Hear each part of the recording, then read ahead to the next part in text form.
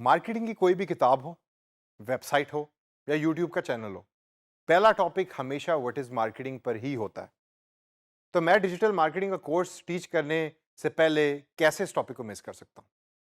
फर्क इस टॉपिक को टीच करने में मेरा ये है कि मैं हमारी रोजमर्रा की एग्जांपल्स को यूज करूंगा और बड़े ही आसान तरीके से आपको बताने की कोशिश करूंगा कि व्हाट एक्चुअली मार्केटिंग इज, कि मार्केटिंग है क्या।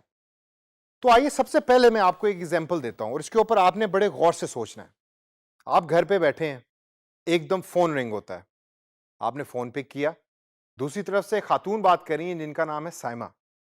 साइमा ने कहा कि जी मैं एक इंश्योरेंस कंपनी से मेरा ताल्लुक है और आज अगर आप ये पैकेज साइन अप करवाएंगे तो हम आपको 20% डिस्काउंट देंगे, आपको भी और आपकी फैमिली को भी। तो सवाल मेरा आपसे दोस्तों ये है कि क्या साइमा मार्केटिंग की जॉब कर रही है? दूसरी एग्जांपल और बड़ी इंटरेस्टिंग। आप अक्सर शॉपिंग मॉल जाते होंगे, अक्सर मार्केट्स जाते होंगे, संडे बाजार या इतवार बाजार जाते होंगे। वहां आपको डिफरेंट लोग खड़े हुए नजर आएंगे कि जो चीजें बेच रहे हैं, 10 रुपए की, 15 रुपए की, 100 रुपए की, एक के साथ दो फ्री। तो क्वेश्चन या सवाल मेरा आपसे यह है कि क्या आपके नजदीक वो भी मार्केटिंग की जॉब कर रहे हैं?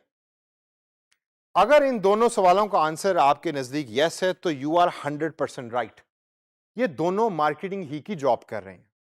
साइमा बेशक टेलीफोन के थ्रू डिजिटल टेक्नोलॉजी को यूज कर रही है और जो दूसरे साहब जो इतवार बाजार में खड़ी चीजों को बेच रहे हैं वो सेलिंग कर रहे हैं, लेकिन है ये मार्केटिंग की जॉब।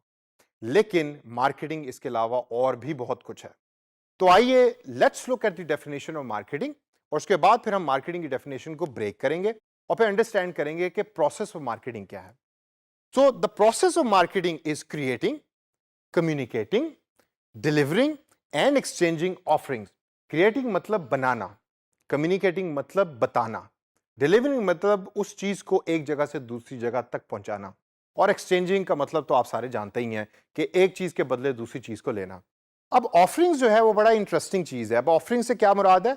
ऑफरिंग से मुराद है वो सारी प्रोडक्ट्स और सर्विसेज जो कंपनी बना रही है। लेकिन वो जब बनाएगी तो इन रिटर्न वो क्या ले रही है कस्टमर से? वो कस्टमर से वैल्यू ले भी रही है और कस्टमर को वैल्यू दे भी रही है in the form of products and services. ये आपने जहन में रखना है कि आपकी कंपनी प्रोडक्ट्स बनाती है और सर्विसेज बनाती है, जिसमें ये चारों चीजें जो मैंने अभी बताई हैं वो एम्बेड होती हैं या उसमें शामिल होती हैं, और इन रिटर्न वैल्यू मिल रही होती है ऑर्गेनाइजेशन को भी और कस्टमर्स को भी। तो आइए इसको ब्रेक करते हैं और देखते हैं कि सबसे पहले ये क्रिएटिंग वैल्यू का मतलब क्या है। अब आप ये मेरे पीछे देखें, ये आपको एक शेल्फ नजर आ रहा है जिसके ऊपर डिफरेंट प्रोडक्ट्स आपको पड़ी हुई नजर आ रही हैं। अब फॉर इंस्टेंस ये एक प्रोडक्ट है जो किसी कंपनी ने बनाई, जो भी प्रोडक्ट है ये। अब इसको बनाने के अंदर कंपनी का एक सर्टेन प्रोसेस इन्वॉल्व है।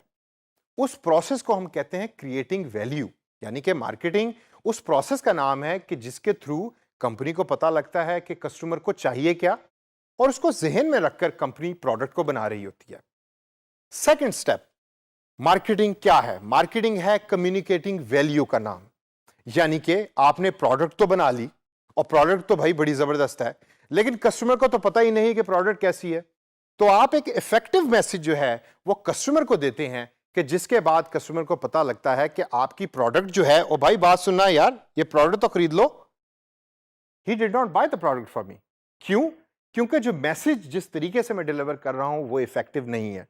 तो की पॉइंट क्या है कि कम्युनिकेटिंग वैल्यू तो है, आप कस्टमर को बता तो रहे हैं, लेकिन उसको इफेक्टिव तरीके से बताएं ताकि कस्टमर उसको सुने। तीसरा पॉइंट और बड़ा important, delivering value. Delivering value से मुराद यह है कि प्रोडक्ट बन गई, आपने कस्टमर को भी बता दिया, सर्विसेज बन गई, आपने कस्टमर को भी बता दिया, लेकिन अब उसको डिलीवर भी तो करना है, उसको कस्टमर की प्रेमिसेस या उसकी जगह तक भी तो पहुंचाना है, ख्वाह वो ऑनलाइन हो या ऑफलाइन हो। तो delivering that product and value is the job of an organization, is the job of a company. तो कंपनी जो है उस प्रोडक्ट और सर्विस को कस्टमर तक पहुंचाती है, और इस पूरे प्रोसेस को पहुंचाने तक, कस्टमर को पहुंचाने तक, इसको मार्केटिंग कहते हैं। लास्ट स्टेप जो है वो सबसे इंपॉर्टेंट है, जिसमें कंपनी को भी रिवॉर्ड मिलता है और कस्टमर को भी रिवॉर्ड मिलता है। उस स्टेप को हम कहते हैं एक्सचेंजिंग वैल्यू। आपने प्रोडक्ट सर्विस बना ली, आपने कम्युनिकेट कर दिया और आपने डिलीवर कर दिया। अब बारी आई है एक्चुअल सेलिंग की। आपने एक चीज जो आपने बनाई है वो कस्टमर को दी, और कस्टमर से आपने पैसे पकड़े, और आपको फाइनेंशियल रिसोर्सेज की वैल्यू मिल गई और कस्टमर को प्रोडक्ट मिल गया।